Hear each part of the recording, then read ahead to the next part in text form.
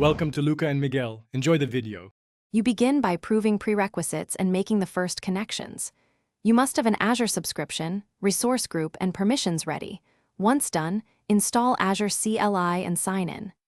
Next, register the Latch application in Azure AD, create a client secret, and set a redirect URI so the Latch service can call back.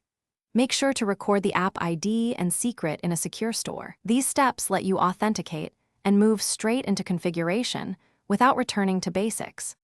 Now you configure the Latch components and wire them into Azure. Deploy the Latch backend as an app service or container and set environment variables for app ID and secret. Use a key vault and give the service a managed identity to retrieve secrets. This prevents secret leakage. Then configure OAuth scopes and callback endpoints in the registered app and set session and token lifetimes, for example, a 30-minute session. Once these are in place, test a quick auth flow to validate connectivity.